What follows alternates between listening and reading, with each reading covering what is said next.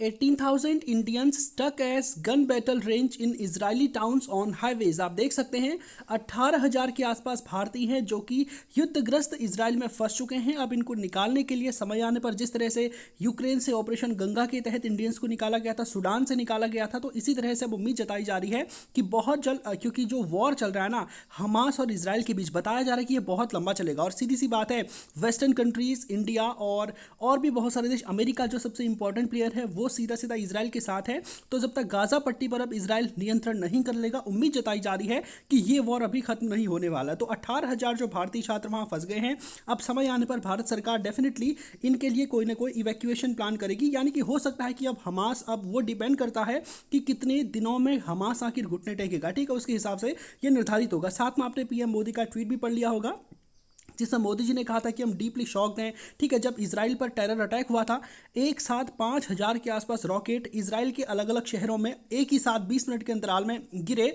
और बहुत सारे लोगों की मौत होगी। तो पीएम मोदी ने इसकी निंदा की और कहा कि हम इसराइल के साथ यहाँ पर खड़े हैं। और इसमें देखिए हमारे यहाँ पर पॉलिटिक्स भी चल रही है और पॉलिटिक्स में ये कहा जा रहा है कि ठीक है, अच्छी बात है, इसराइल को आपने सपोर्ट किया, बहुत अच्छी बात है, लेकिन quick to talk about Israel, Israel पर अटैक हुआ तुरंत बोलने चले आए, जबकि मणिपुर पर अब तक कुछ नहीं बोले। तो ये भी आरोप लग रहे हैं पीएम मोदी पर और उनको क्रिटिसाइज भी किया जा रहा है। हालांकि ये सब अपनी पॉलिटिक्स है। और साथ में जो हमारा अपोजिशन है भारतीय राष्ट्रीय कांग्रेस, इसका भी कहना है कि इजराइल के निर्दोष नागरिकों पर हुए क्रूर हमले की कड़े शब्दों में हम निंदा करते हैं। इजराइल कांग्रेस वाले कह रहे हैं, भारतीय राष्ट्रीय कांग्रेस का सदैव मानना रहा है कि आत्मसम्मान, समानता और गरिमा के जीवन के लिए फिलिस्तीनी लोगों की वैध आकांक्षाओं को इजराइल के वैध राष्ट्रीय सुरक्षा हितों को सुनिश्चित करते हुए केवल बातचीत की प्रक्रिया के माध्यम से ही पूरा किया जाना चाहिए। यहाँ पर बहुत अच्छी बात लिखी है, इसको मैं आपको दिखा देना चाहता हूँ।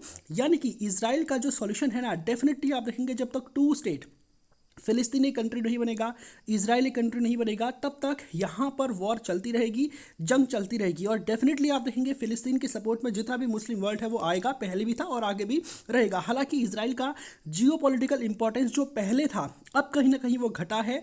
इजराइल में बेंजामिन नेतन्याहू के नेतृत्व में जो सरकार चल रही है उस पर भ्रष्टाचार के बहुत सारे आरोप लगे हैं। खुद वहाँ की आर्मी नेतन्याहू के खिलाफ एक दिन, आपको पता होगा, बहुत सारे आर्मी के ऑफिसर्स ने अपने पद से इस्तीफा दे दिया था। मैसिव प्रोटेस्ट वहाँ पर हो रहे थे। नेतन्याहू के ऊपर भ्रष्टाचार के बहुत गंभीर आरोप थे। उन्होंने लोकतंत्र को कमजोर करने का प्रयास किया, सुप्रीम कोर्ट की जो पावर्स है उनको रिड्यूस करने का प्रयास किया। तो इजराइल आजकल एक क्राइसिस से होकर गुजर रहा है। अन्यथा इससे पहले का जो इजराइल था ना, उनकी इंटेलिजेंस एजेंसी मोसाद इतनी खतरनाक थी कि वो जो है अटैक होने से पहले ही उनको मार दिया करती थी। तो इस बार इतना बड़ा अटैक होना अपने आप में नेतन्याहू की पॉलिटिक्स को बताया जा रहा है। तो यहाँ पर भारतीय राष्ट्रीय कांग्रेस ने जो शब्द यूज़ किया ना, ये बहुत ही अच्छा है। इजराइल के वैध राष्ट्रीय सुरक्षा हितों को भी सुनिश्चित करना है और जो फिलिस्तीनी नागरिक हैं उनकी भी आकांक्षाओं को पूरा करना है। तो यही इसका अपने आप में सॉल्यूशन हो सकता है। तो यहाँ पर हम फिर से अपने टॉपिक पर वापस आते हैं।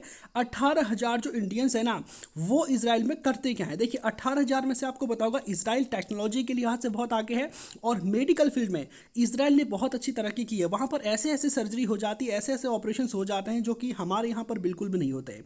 तो यहाँ पर क्या है कि भारत के स्टूडेंट्स जो है जाना चाहते हैं इजराइल में मेडिकल की पढ़ाई करने के लिए। तो डॉक्टरी की पढ़ाई करने के लिए जैसे यूक्रेन जाते थे, हालांकि यूक्रेन तो उतना अच्छा डेस्टिनेशन था नहीं मेडिकल स्टूडेंट्स के लिए, लेकिन इजराइल एक बहुत अच्छा डेस्टिनेशन है। हालांकि यहाँ पर वैकेंसीज उतनी ज़्यादा होती नहीं है, लेकिन बहुत बड़ी तादाद में जो इंडियन स्टूडेंट्स हैं वो वहाँ पर जाते हैं। तो अभी बताया जा रहा है कि आईटी सेक्टर में और मेडिकल सेक्टर की पढ़ाई करने के लिए लगभग 900 के आसपास जो इंडियन स्टूडेंट्स हैं वो इजराइल में मौजूद है। साथ में वहाँ पर आईटी सेक्टर में काम करने वाले बहुत सारे व्यक्ति इजराइल जाते हैं, क्योंकि वहाँ पर आपको बताया आईटी के सेक्टर में वो लोग बहुत आगे हैं, हमसे भी बहुत आगे हैं, ठीक है।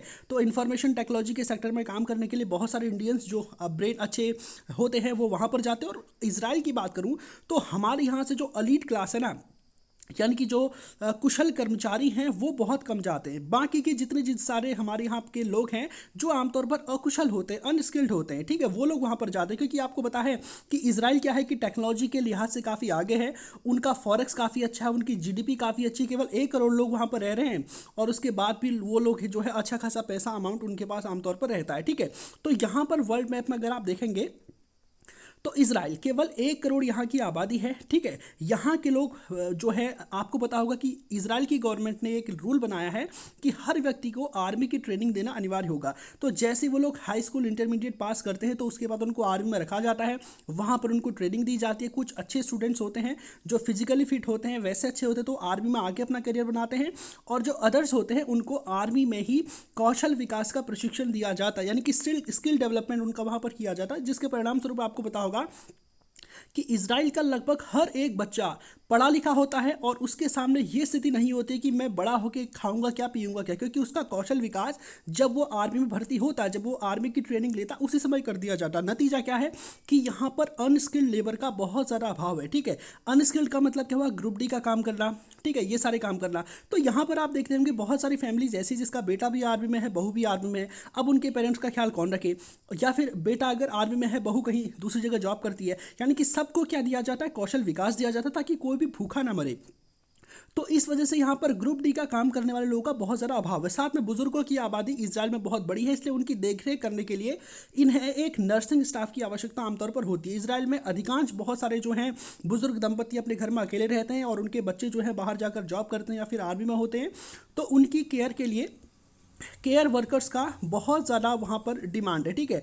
आप देख सकते हैं इसमें अधिकांश जो लोग जो है वो क्या है, केयर गिवर्स है, यानी कि इंडिया से थोड़ा सा नर्सिंग स्टाफ होता है उनको वहाँ पर रख देते हैं, या फिर हाउस कीपिंग का काम वहाँ पर करते हैं। और हाल ही में आपको पता होगा कि इंडियन गवर्नमेंट के साथ उन्होंने बातचीत की थी कि अमेरिका से बहुत ज़्यादा इन्वेस्टमेंट इसराइल में आ रहा है, जिसके लिए हमें सड़कें बनाने के लिए, पुल खोदने के लिए मजदूरों की आवश्यकता है। तो भारत से बहुत बड़ी तादाद में मजदूरों को लेकर बात चल रही थी इसराइल में रोजगार देने के लिए, ठीक है।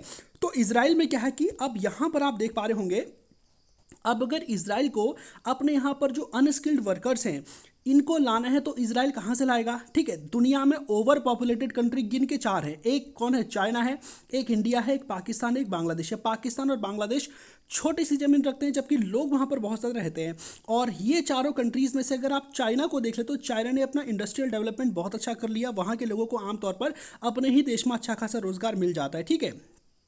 दूसरी तरफ अगर हम इंडिया, पाकिस्तान और बांग्लादेश की बात करें तो इंडिया, पाकिस्तान, बांग्लादेश में रोजगार का बहुत ज़्यादा अभाव है, क्योंकि हमारे यहाँ पर धार्मिक कट्टरता, धार्मिक उन्माद प्राथमिक मुद्दे के रूप में रहते हैं, और कौशल विकास, बेरोजगारी, महंगाई, ये सब जो टॉपिक्स हैं वो काफ़ी नीचे रहते हैं। अब देखिए इसराइल क्या है, एक जूइस वहाँ पर लोग रहते हैं, और फिलिस्तीन और यहूदियों के बीच में कॉन्फ्लिक्ट वहाँ पर चल रहा है। फिलिस्तीनी क्या है, मुस्लिम्स हैं, तो पाकिस्तान तो फिलिस्तीन के पक्ष में रहेगा, बांग्लादेश भी फिलिस्तीन के पक्ष में रहेगा, क्योंकि ये मेजोरिटी मुस्लिम कंट्रीज़ हैं, ठीक है। भले ही डेमोक्रेसी है लेकिन आमतौर पर प्रो मुस्लिम ही यहाँ का शासन होता है।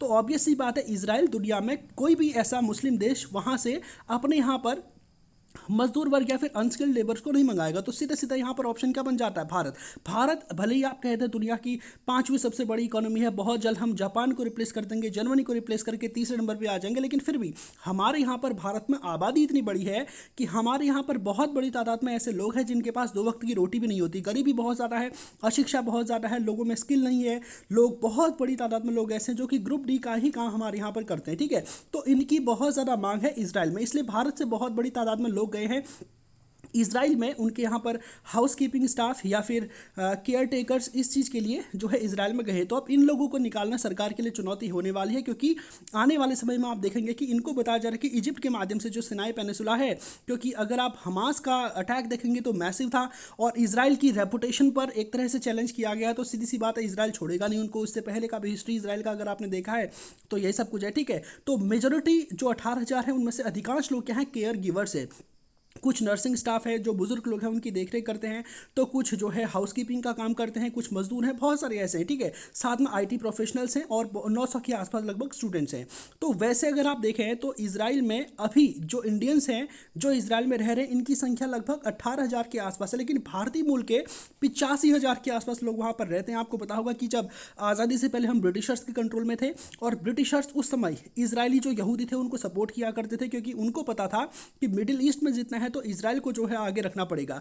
तो इस वजह से इसराइल के बहुत सारे नागरिक भारत आ गए, क्योंकि ब्रिटिशर्स का ही कंट्रोल भारत में भी था। और भारत में वो सेफ भी थे कहीं ना कहीं, क्योंकि अगर यूरोप में देखेंगे हिटलर ने उनका कत्लेआम मचाया था। अरब में अगर आप देखेंगे तो हालांकि एक बात देखिए माननी पड़ेगी यहाँ पर कि जो जो फिलिस्तीन और इसराइल के बीच में कॉन्फ्लिक्ट है ना, वो हिस्टोरिकली ऐसा बिल्कुल नहीं था। हिस्टोरिकली जो लोग अभी आपको इसराइल के पक्ष में दिख रहे हैं ना, जो ये यूरोपियन कंट्रीज़ हैं और अमेरिका है, हिस्टोरिकली इन्हीं लोगों ने इसराइलीज़ का सबसे ज़्यादा शोषण किया था। मैं अभी की बात नहीं कर रहा हूँ, इससे पहले जब अरब में यहाँ पर हिटलर तो देखिए 1930s के दौर में आया था, सेकेंड वर्ल्ड वॉर के समय पे, ठीक है। जबकि इससे पहले अगर आप फर्स्ट वर्ल्ड वॉर का टाइम देखेंगे, उससे पहले का जब ऑटोमन एम्पायर यहाँ पर हुआ करता था, तो जिस समय ये इजराइल वाला एरिया मुस्लिम शासकों के अधीन था, तो वहाँ पर यहूदी बिल्कुल सेफ सुरक्षित थे। और जैसे यहाँ पर यूरोपियंस का अटैक होता था, ईसाई मिशनरीज यहाँ पर आते थे, वो यहूदियों का नरसंहार करते थे। यानी कि पहले जो लोग इनका शोषण करते थे, आज मुस्लिम्स के खिलाफ सपोर्ट कर रहे हैं, इसलिए जो है ये इनके सपोर्टर्स हो गए। लेकिन एक्चुअल में ऐसा था नहीं। यानी कि पहले क्या था, यहूदी ईसाई कॉन्फ्लिक्ट था। अब जो ये कॉन्फ्लिक्ट है, ये यहूदी मुस्लिम कॉन्फ्लिक्ट में जो है कन्वर्ट हो चुका है। और अब देखिए वॉर तो बताया जा रहा है बहुत लंबी चलने वाली है। अब इसमें क्या कुछ भी होगा, देखिए हमास का जो अटैक है ना, इसमें से एक जो महिला केयर गिवर थी, वो जो है गंभीर रूप से घायल हो गई। इनका नाम शीजा आनंद बताया जा रहा है, ठीक है। ये 40 साल की महिला हैं और ये बताया जा रहा है कि बहुत गंभीर रूप से वहाँ पर घायल हो चुकी हैं। और देखिए इसराइल को भी अब इस बात का अंदेशा हो गया है कि हमारी जो इकोनॉमी है ना, अब वो पहले जैसी नहीं रही है। तो इसलिए जो बैंक ऑफ इसराइल है, इसने लगभग $30 बिलियन, ठीक है, जो अपना फॉरेक्स था वो ओपन मार्केट में बेच दिया, ताकि इनको फंडिंग हो सके।